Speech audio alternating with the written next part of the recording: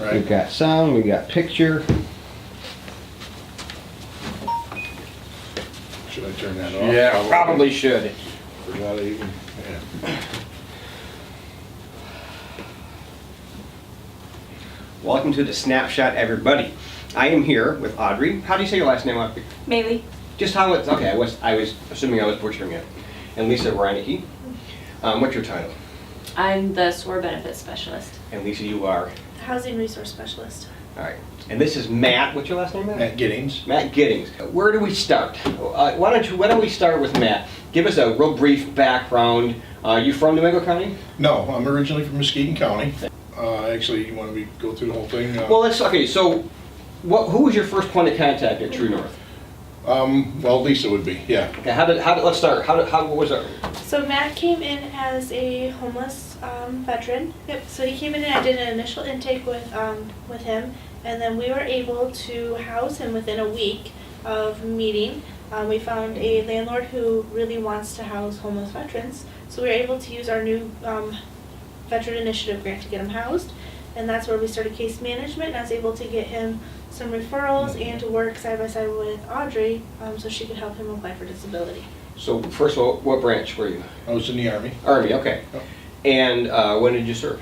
In the late 80s. Yep. Hey, oh, okay, way back when. Way back You're when. my age, aren't you? You're not my age, but you're getting I'll be close to my- 48 tomorrow. Okay, you're nearly my age then, yeah. We're close. How did you end up homeless? Well, the short version is I had my own home and I had a good job in Muskegon. I decided to go out west. I was single and wanted to weld out there and live in Montana for the outdoor possibilities, and got a good job there supposedly. Well, the job wasn't anything that it was, and came back home, and finding good payable employment to pay the bills was hard to come by, and then it was just a road downhill. It took a couple of years, so yeah. So it was a slow, gradual process. As is most often the case, people aren't like living high on the hog and next to their home. It doesn't happen like that. It's a slow, gradual thing. Exactly. What's your trade? I was a fabricator, welder, and then. I thought you were well. Yeah, yeah, and then I ended up working as a pipe fitter through the UA local out of Coopersville, pipe fitter apprentice. So, yeah. So after we got him housed, which was obviously the most immediate need, hooked up with Audrey for our SOAR, SOAR program, which is, what does SOAR stand for?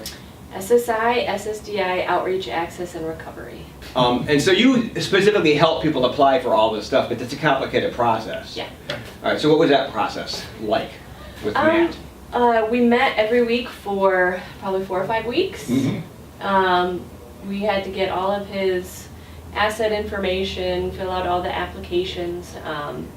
We had to write a medical summary report, which is a comprehensive history of all things about Matt: childhood, Everything. work history, all of his physical injuries, and then we had to get his medical reports, all his medical records. So coordinating with his doctors to get all of that. Were you injured in the service or injured on the job after the service? Neither. It's a degenerative disease, so Okay. degenerative disc and vertigo. So He definitely didn't make it easier by having a really physical Right. job and ignoring his pain for a long time. Pain, what's pain, right? Yeah. You're a man. That's it. Yeah, that's it. So, yeah. All right, so how long did the process take before he got all of his benefits? Well, all together, I think we submitted his application in July. We started it in June. Started in June, yeah. Submitted everything in July, and he This was got of this year, 2016. Yes. all of his benefits by November? October? October. Yeah. So that's a long process. Now, let me ask you, man. First of all, thanks for being willing to tell your story on camera. So from your perspective, was it hard to come and ask for help? Extremely. As a man, as a veteran, I mean, Extremely. yeah. And it still is. So why These two made did it why did you easier. finally say, okay, I gotta reach out? I didn't have any choice. Okay. I didn't have anything where to go. I don't know where I would have been without these two and you and this place. And I didn't do anything, by the way. You said me. I didn't do anything. Yeah, well, Okay. this place, sure. True North it's Yeah. amazing, and I'd maybe still be in my car today. I don't know. The So. disabilities. You were literally living in your car when you said Part time, yeah.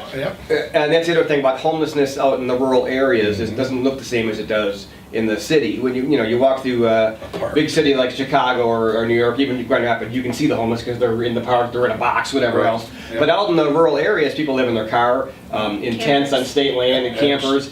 or best case scenario, they end up couch hopping or living in someone's basement for a few weeks, whatever else. And you were actually living in your car for a couple weeks. Yes. Or on and off. Yeah.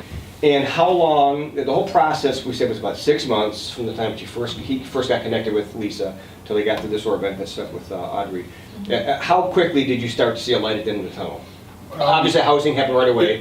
Housing happened very quickly in a week or so, and everything else, I could see the paperwork starting, Okay. and then talking to the girls was very good, and some of that stuff took longer, but just working with them and seeing how professional they were and how well they knew their job, in my mind, it was working already, even though some of it took some more time, but it made everything much more bearable. And I know the process, again, I'm not sure if we covered this earlier, the process of applying for SSI, for example. So that process is kind of arduous to get through. Arduous. Was it daunting to have to go through that? Was it complicated? Was it a big help having Audrey? Oh, it was a Yeah. fantastic help. It was everything. What's your life looking like these days? Well, it's obviously improved. Sleep a little better, less stress. I have money that'll be coming in. I had a little bit through the state Social Security and whatnot, and the food stamps, and it all ate plenty well and all that. And now here pretty soon my regular check will start coming in, and then you can start getting back to normalcy that way. So He was successfully closed out of the housing program as of November, so he's been able to maintain rental assistance going forward, and we'll be able to maintain that rental. yeah, Awesome. And what's great about the SOAR program too is he still went from applying in July to income in October, which only happens when you use SOAR. He didn't have to wait a year and a half for a hearing and then, another 6 months to hear the results of that. It all happened much quicker because we were using the SOAR program. And in order to qualify for the SOAR program, you have to be at risk of homelessness or homeless. Right. So that's how he kind of qualified for that program. Well, that's awesome. This is a great success story for our program. Again, thanks for sharing your story. absolutely. And thanks for your service as a veteran. My dad was a veteran.